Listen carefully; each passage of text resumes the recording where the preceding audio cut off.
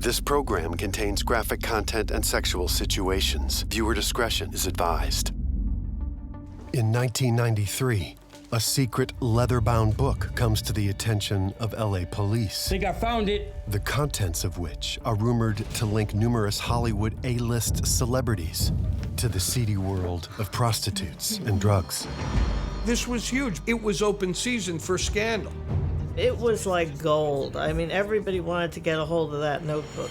The book is in the possession of a wannabe socialite secretly known as the Hollywood Madam. She's known for being the madam. You want to make some real money? Rising from lowly call girl to queen of the Hollywood underworld, this 27-year-old beauty becomes the center of a scandal that threatens to expose Tinseltown's biggest players. Heidi Fleiss was supplying women to an entire industry.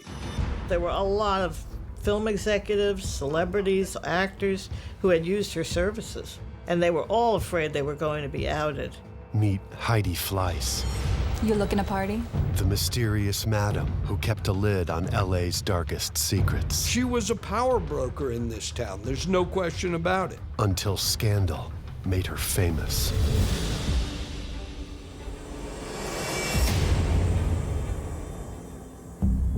Heidi Fleiss grabbed the nation's attention when reports began to circulate that she was supplying high-class call girls to some of Hollywood's biggest stars and producers. A curtain had been pulled back on Hollywood, and reporters from around the globe wanted to talk to the young Hollywood madam. They wanted to know who was on her list. Heidi's clientele was the creme de la creme. The actors, studio heads, politicians. Charlie Sheen, George Lucas, Billy Idol, and Johnny Depp were some of the names that swirled around the rumor mill. The story of Heidi Fleiss was plastered across every tabloid, inspired made-for-TV movies, and headlined the nightly news. It was catnip for the tabloid media, because here was this hometown girl, you know, who decided to set up this prostitution ring in Hollywood. When Heidi had her day in court, everyone wondered, will she take her clients down with her? That was a terrifying time in Hollywood for anyone who even knew Heidi Fleiss. But the rest of us were waiting for details and for her to spill her secrets. The Heidi Fleiss story is the perfect Hollywood story, and I don't believe that it could have taken place anywhere else. Heidi Fleiss is the third of 6 children born to Alyssa, a schoolteacher, and Paul, a Beverly Hills physician. In fact, he was known as the pediatrician to the stars. And he was very well respected. Although he was respected, Dr. Fleiss was a little bit eccentric, and he was known to overindulge Heidi as a child. Out! Give it back! No, it's mine. I can do whatever I want. Girls, what did I tell you about sharing? You have to take turns. Here. Jerk. Daddy, I need a new bear. Mine's all messed up. Can I get a new one? Sure, baby. They raised their kids pretty loosely in a kind of 60s lifestyle that they had lived. And Heidi wasn't one for abiding by the rules much. Heidi was an interesting character. She wasn't book smart. She wasn't education smart. She was the quintessential sort of Hollywood / Beverly Hills girl about town, if you will, at a very young age. At just 13, Heidi organizes a babysitting circuit with classmates from her neighborhood and takes a cut of their pay. She was a babysitter pimp. She just knew how to match people up for something as simple as a babysitting company. Okay, Jennifer, you're going to the Henderson's house on Friday night. Okay, cool. And Barb, you're going to the Cellars. I hate babysitting those brats. And you know, the dad gets super creepy when he takes me home. Don't be such a spaz. It's a job and a good one. And if you want to keep getting them, then you'll hand me my 40%. Okay. Around the same time in middle school, Heidi starts shoplifting. And then by high school, she's cutting class, stealing car radios, and selling pot. You know, she grew a little older. Somebody would take her to the track, and she learned how to wager and bet. So she really had this sort of rebellious yet motivated hot streak in her for the almighty dollar. In her affluent Los Angeles neighborhood, Heidi grows up bored, entitled, and running wild. She was a party girl. She loved to have fun with her friends and all of that. But she was also, I think, kind of troubled. And so she never finished high school. One July evening in 1984, while reportedly drunk and high, Heidi flips her Jeep filled with 6 passengers in the parking lot of a Hollywood nightclub. Afterwards, Heidi turns to her father for help. Where are you? Why did you run away? I don't know. I didn't want to get in trouble with the cops. What should I tell them? Just tell the truth. It was an accident. But what about my Jeep? Rather than give her a lecture, Heidi's father buys her a new Jeep. You're brought up in a family where your father is inherently kind of a wacko, you know, but welcome to Crazy Town. It's Hollywood, so he fit right in.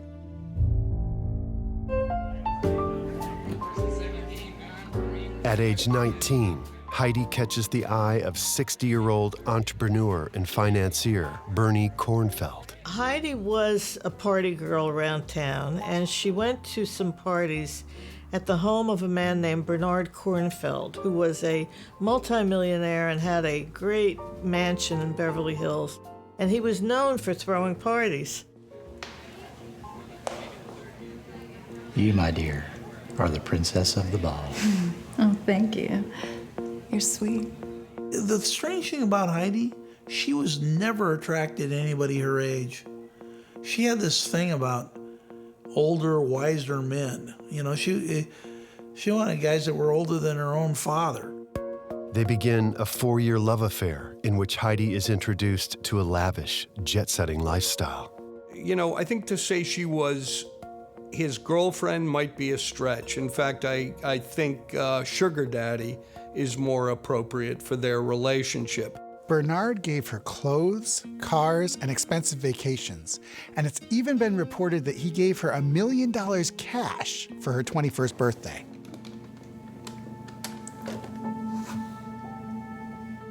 Here's to you.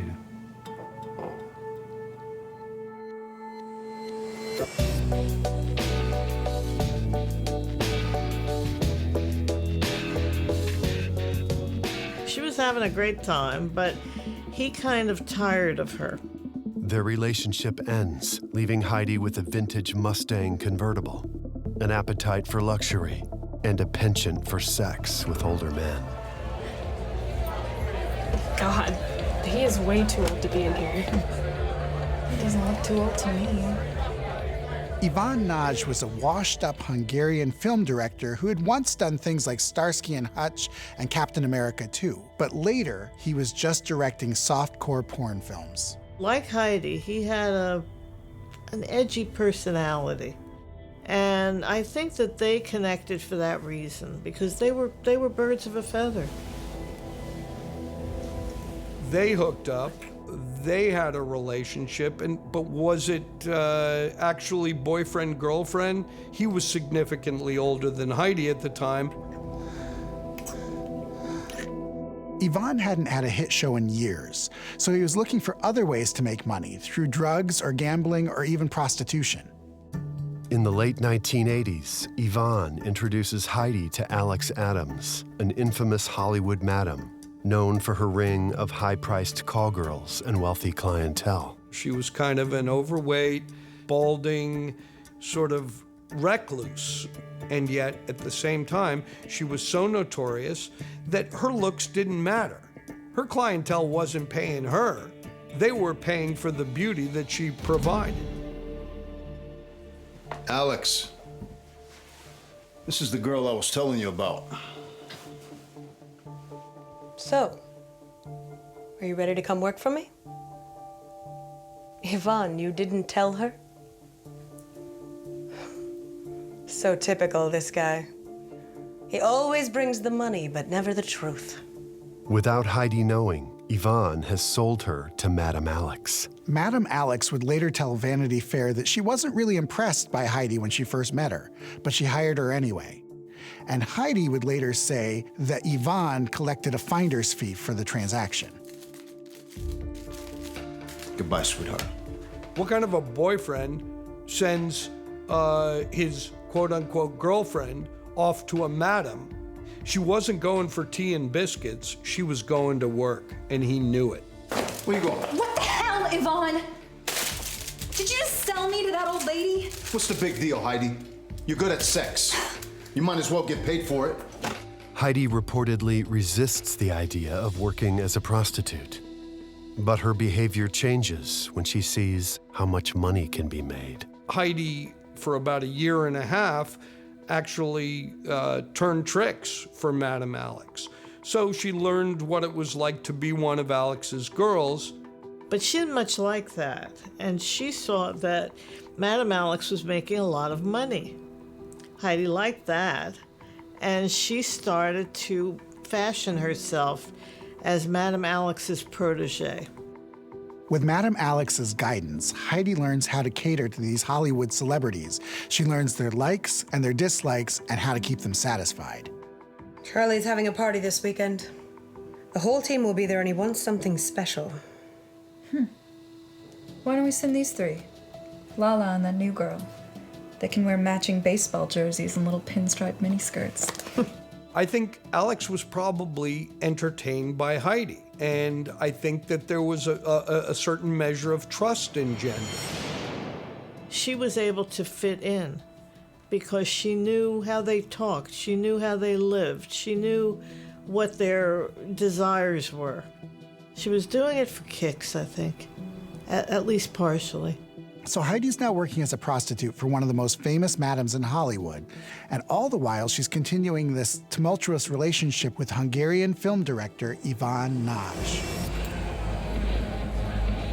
That one. He looks like he's willing to pay for it. Where? Oh, okay, sure. First, give me some of this. Oh, yeah. What the hell, Yvonne? You're so discreet. I'll see you later. And I always wanted to ask Heidi, what the hell were you doing around this guy? I don't know whether it was just all business or whether they really did have a relationship, or they had sex and it was real good. I don't know. Heidi is also gaining favor with Madame Alex, who teaches her the tricks of the trade. Madame Alex probably made the mistake of recognizing Heidi as an asset rather than an enemy, which she did indeed become.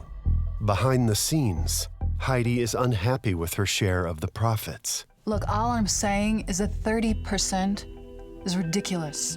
I'm working my butt off out here. Oh, yeah, you are. Shut up! That money is mine. Well, why don't you do something about it then?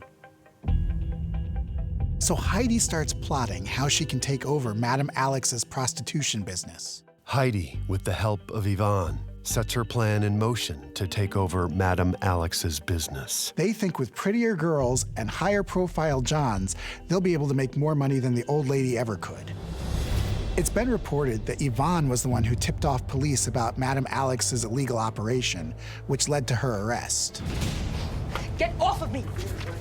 I'll tell you, once Heidi turned on her, I can promise you this, Madame Alex never forgave Heidi Fleiss. Now Madame Alex was preoccupied having to take care of her legal problems, and that opened the door for Heidi just to take over the business without having to look over her shoulder. Hi there. Hey, You looking to party?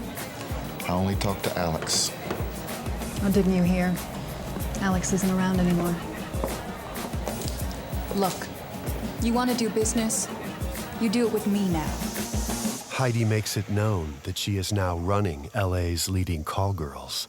She works quickly to expand operations by bringing in new girls I'll give you $3 grand if you go home with them tonight. and boldly solicits to higher profile clients. If the head of the studio tells an actor on one of his movies who's looking for a quote-unquote date that night to give Heidi a call, it spreads like wildfire throughout the Hollywood community. And they would budget it. They would actually put it in a picture budget. Okay, we're going to spend X number of dollars on prostitutes and we'll call it something else, you know, and that's the way it worked. Heidi was getting clients that Madame Alex couldn't get at that point, and she was building a business. Eventually, Heidi builds up a stable of over 100 mostly college-aged girls. Heidi Fleiss was connected up to a lot of beautiful women. Heidi's known for giving you the girl off the current cover of a glamour magazine, and she did it for heads of countries, top politicians, top Hollywood people, and she wouldn't out anybody. With Heidi, you're paying for discretion. It was privacy. You're paying for don't call me, don't get pregnant, don't tell my wife. Heidi had a red leather Gucci notebook in which she kept not only the names of her customers, but their preferences in sexual services. Their average rate is $1,500 per client. Heidi was running a huge operation here, which didn't just entail sending a body over to a hotel to be exploited for a couple hours. No, she gave the whole deal. They're gonna expect champagne, cocaine, the girl. I mean, they were getting the full deal. There were times when people paid $5,000 a night. For about $40,000, Heidi even offered a special fantasy night. Heidi always took her cut off the top, and it was a lot. After only 4 months in business, Heidi makes her first million. Essentially, everything Heidi learned from Madame Alex translated into buku bucks for her. Heidi would brag that she was working with some of the richest, most powerful men in the world. These are guys who would spend $3 million on a hand of blackjack and have 5 hands going.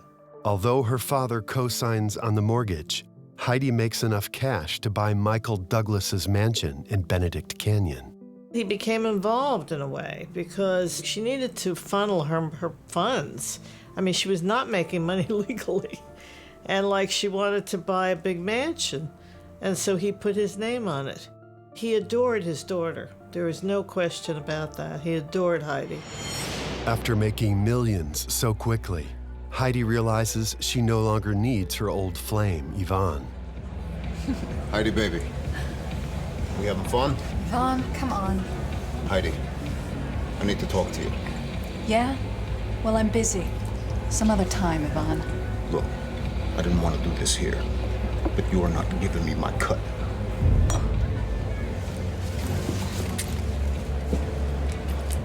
Your cut? Look around, Yvonne. Who the hell do you think is running this business? Did you do this? No, I did. So you can go to hell. Heidi was young, brash, smart, entrepreneurial, all of the things that Yvonne wanted to be, but never quite succeeded at. This guy was a lowlife. It was only a matter of time before she cast him aside.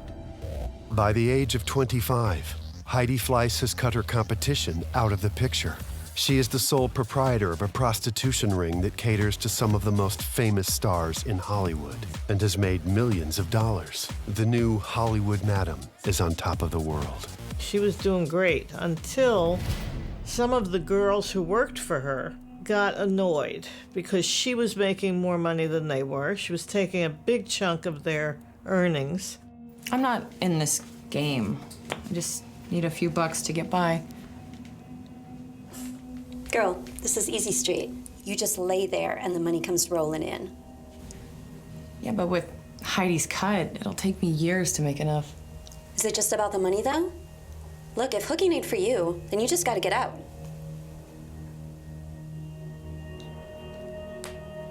I'm not going anywhere.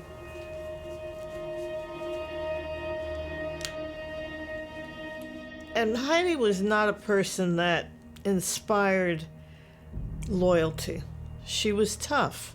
More than a few of her call girls had some bad experiences, and this is going to turn around and bite you in the butt if you're the madam in this situation. One of Heidi's girls, who works under the alias Tiffany, is set up with a high-paying John who allegedly locks her up and physically and sexually abuses her for 3 days straight. It's your job for the percentage that you make to take care of your women. Oh, God, no, please. Not again. Get over here. Please, no. Get God, over here. no. No. No. Please. No.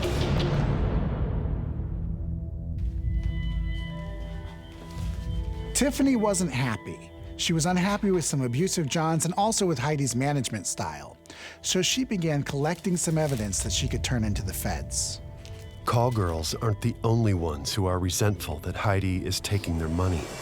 Her old flame, Yvonne Naj, also has revenge on his mind. Yvonne Naj wasn't happy being pushed to the side of an industry that he believed he created. So once he was pushed to the side, he came after her with both barrels blazing. Yvonne is now running his own call girl service, but wants the names from Heidi's secret list of clientele. Knowing he will never get her little black book, Yvonne resorts to alternate means. Yvonne Naj ends up approaching me and says, do you know how to tap phones? And I said, yeah, but it's illegal, and if I do it, it's expensive. This ought to do it. It's enough to cover 2 weeks of phone taps and get Heidi's client list. Sure. Every jerk's gonna get off at least once in 2 weeks, right?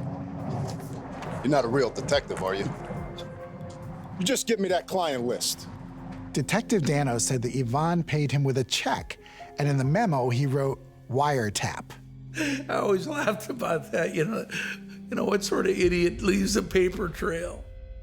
Detective Dano is able to wire in and place recorders on Heidi's telephone lines. So every time the phone was off the hook, it would start recording.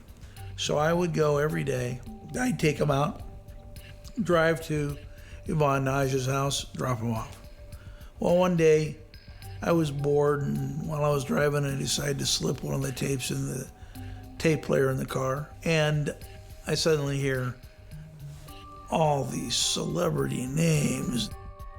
Tuesday, I'm going out to Robert Evans. He's having a big party out there in wherever he is, Palm Springs. He's staying at Glenn Larson's house or something. And Jack Nicholson and Warren Beatty is a bunch of nice people, and then I'll just come out here and relax. And I'm going, God, this is dynamite, you know? We have to get everyone in the record business laid, the whole Atlantic record people laid, all the hierarchy laid. I was just stunned. I couldn't believe it. 3 people, including Heidi's former boss, a former lover, and one of her own employees, are all looking to bring down her empire. There were a lot of people who seemed to have it out for Heidi for whatever their motivations were. She really had alienated a lot of people along the way. It's only a matter of time before someone rats Heidi out to the police. One April night, Heidi throws a party at a ritzy LA bar called the Rangoon Racket Club. She plays hostess while her girls socialize with prospective Johns. There was this one businessman who introduced himself to Heidi, but he was actually an undercover LAPD officer. You just the one I'm looking for. Someone went to the police. Got a minute? Can we talk? I don't think so. Look, I got some business associates coming in town. I need to have a good time.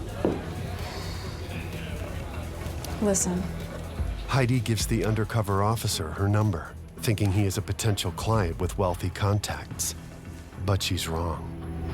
One of her working girls actually turned on her and set her up for a sting in Beverly Hills. Angered by Heidi's management style and lack of protection, Tiffany turns evidence over to the Beverly Hills police. She came with client credit card numbers, all kinds of incriminating evidence. So they set up an elaborate sting. 2 months later, the undercover officer makes a call to Heidi to arrange some entertainment for his fake clients. My business associates are coming in town tomorrow. Can you send over a couple girls? Heidi agrees to send some girls in exchange for $6,000. And police get busy bugging the hotel room for their sting operation.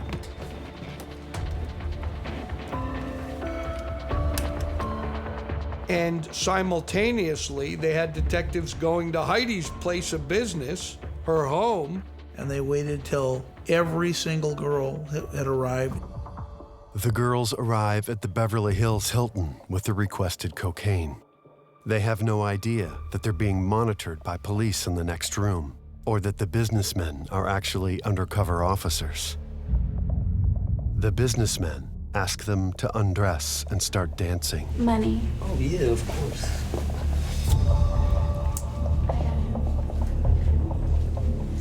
Once the girls are taped agreeing to exchange sex for money, officers arrest them. Police, everybody, Meanwhile, back at Heidi's house, What are you? Out of the pool! Out of the pool! Out of the pool! We got a pool! You! Down on the ground! Down on the ground! You! Down on the ground! And these girls were scrambling, running everywhere. Hands behind your back. Where's Heidi Fleiss?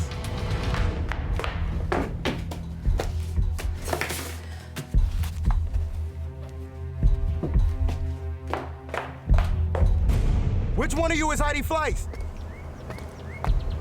I'm Heidi Fleiss. And they had pulled a successful sting off. It was comedic and genius at the same time. The LAPD arrests 27-year-old Heidi Fleiss and charge her with pandering and drug possession. They search her house and confiscate bank statements, audio tapes, and cocaine. The most shocking find is a small red leather Gucci notebook filled with names of actors, musicians, athletes, producers, directors, agency execs, and politicians. Damn. All Johns who paid for illegal sex with Heidi's hookers.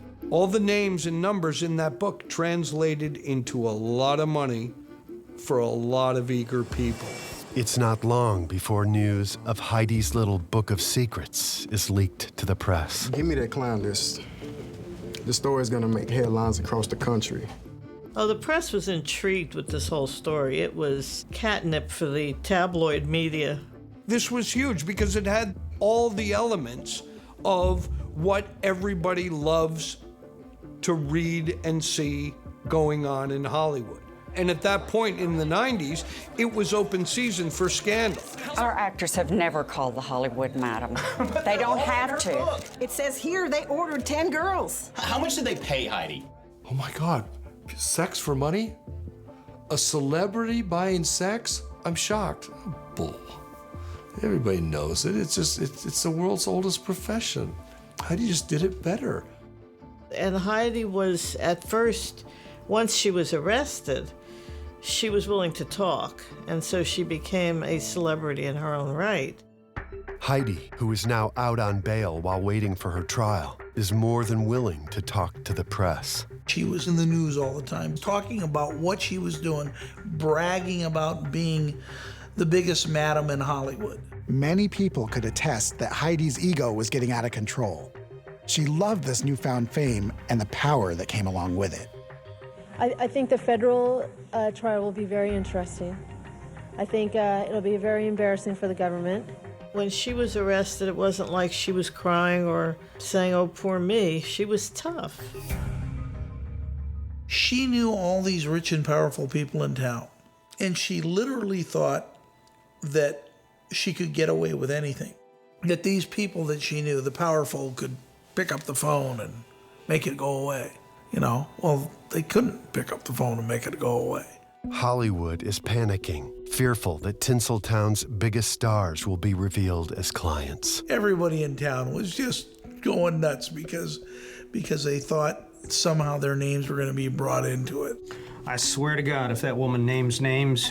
I think a lot of people were running for cover. They didn't want to, be associated with that, stink. The paranoia in Hollywood ran so high that even people who weren't associated with Heidi Fleiss were kind of hiding under their desks for a while. Studio heads, actors, lawyers, because every actor, every studio head has a lawyer. The entire music industry, who were long known for, drugs, debauchery, and they were literally ducking for cover because they thought that, everybody was going to be exposed. Remember, Hollywood is a town of relationships. Everybody is 6 degrees from everybody else. You gotta keep this on the rocks, man. This will totally screw up the record release.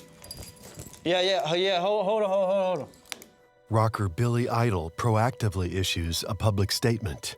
Quote, I have never used her professional services, and God knows I don't need to. She had so many clients at such high levels in Hollywood, nobody except Charlie Sheen wanted their names attached to a high-level prostitution ring run by Madame Heidi Fleiss.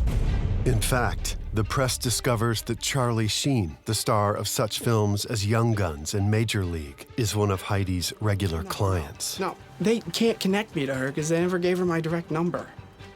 Charlie had given her a bunch of traveler's checks, and when she got arrested, they were in her possession. Charlie ordered call girls from Heidi at least 27 times. With A-list celebrities rumored to be involved with Heidi's girls, all eyes turn to Heidi's upcoming trial. The trial is broadcast on television. Audiences gawk at the enterprising madam in her designer suits and sunglasses, wondering if she'll reveal her Hollywood industry clients. This Heidi Fleiss scandal pulled back the veil. They didn't want their names associated with it, unless, of course, they were an attorney.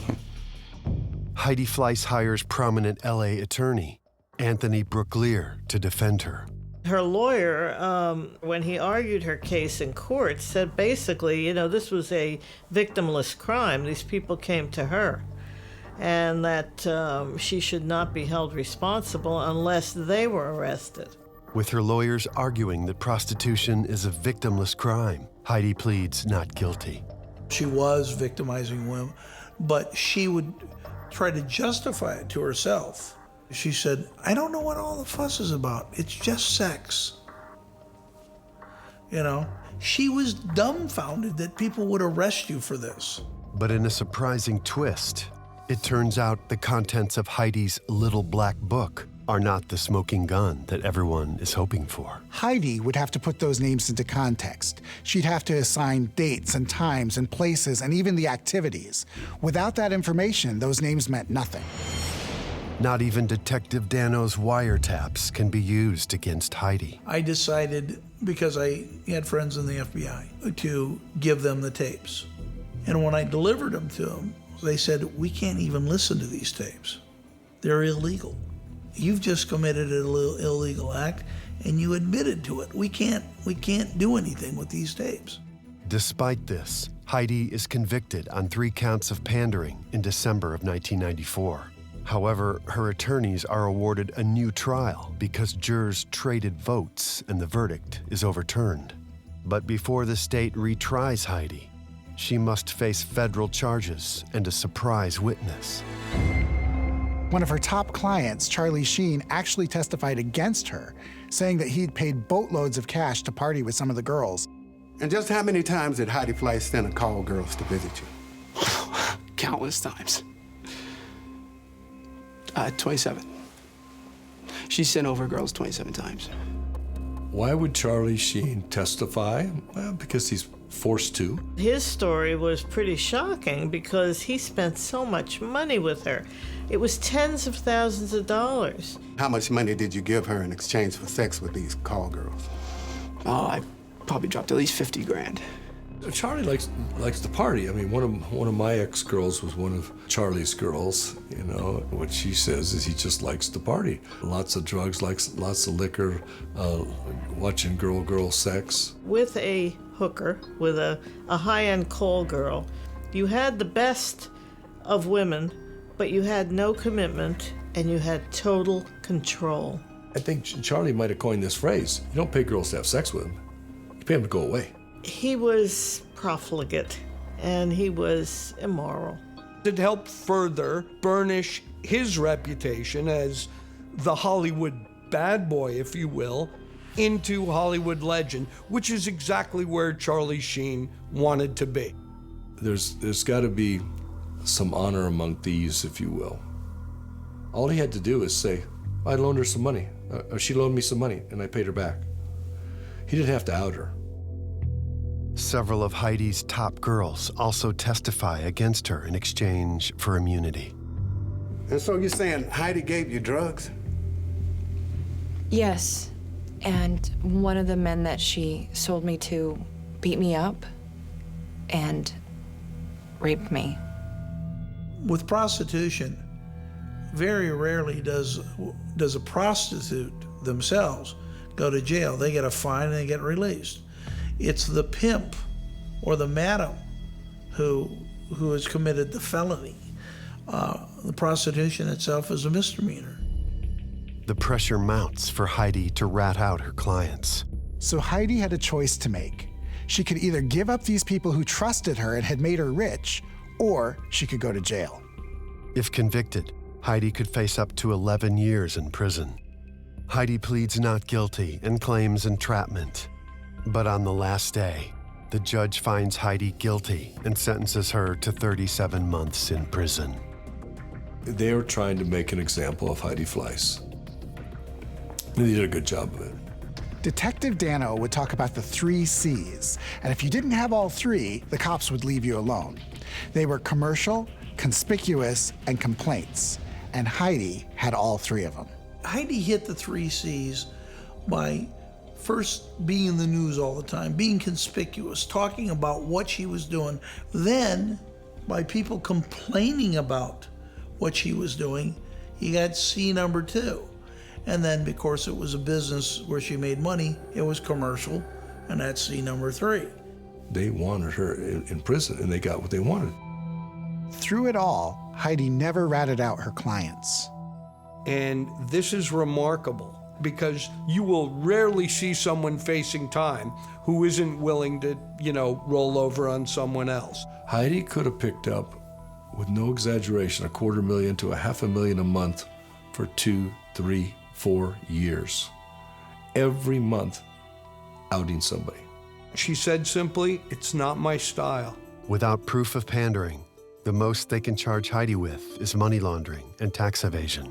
I don't think it would have been a big issue had she paid her taxes because there was a lot of income and a lot of money was made. And when you're doing criminal activities, it's hard to pay income tax on it. Even though there is a methodology to do that, most people choose not to because they think it brings attention to them.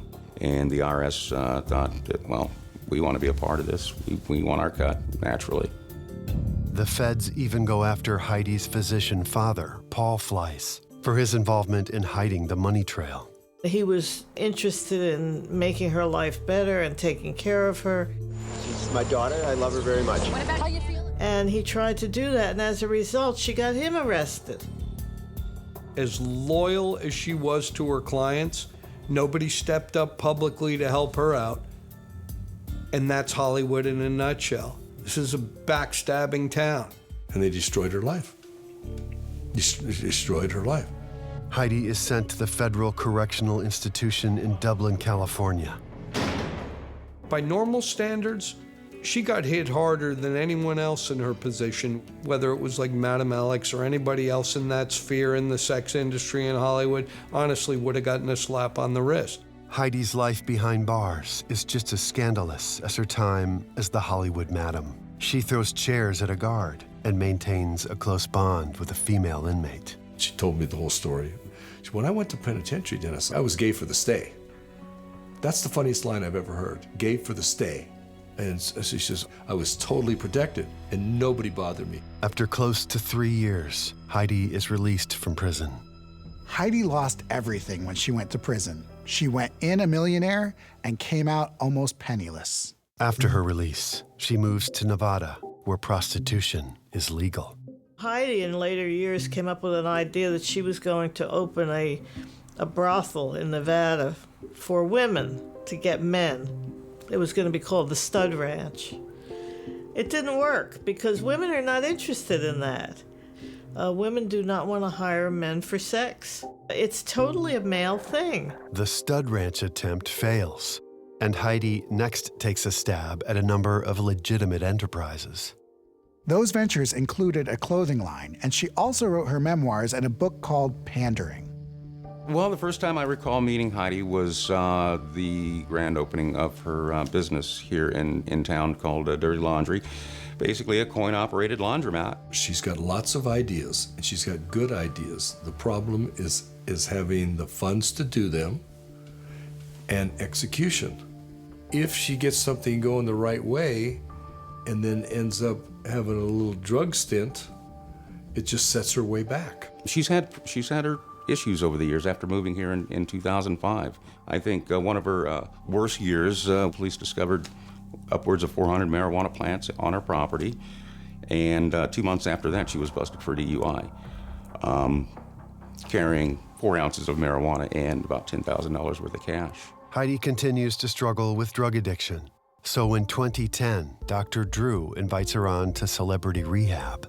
Heidi's a pretty significant drug addict, in particular with stimulants and opiates. And look, whenever anyone's using these things over long periods of time, they will lose relationships, they will lose jobs, they will lose their health. I began thinking of Heidi like a cult survivor.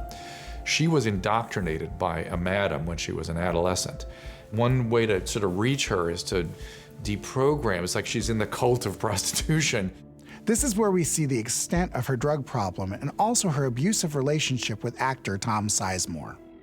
Tom Sizemore is known for his roles in such movies as Natural Born Killers and Saving Private Ryan. Prior to their appearance on Celebrity Rehab, Tom and Heidi were in a brutal relationship that ended in Tom's arrest for domestic assault. Heidi likes a man to be a man in bed. That I do know about her. But obviously this went way over the line. He was arrested for domestic violence. So she was not hanging out with the best of people, and it was not the best of times for Heidi. Tom is typical. He was an abuser. He actually did something about it. He is one of the few graduates of celebrity rehab that actually straightened out his life. And that's probably why he's not in contact with Heidi. In more recent years, Heidi befriends a local madam who bequeaths over 24 parrots and parakeets to Heidi upon her death. The parrots are loyal to her.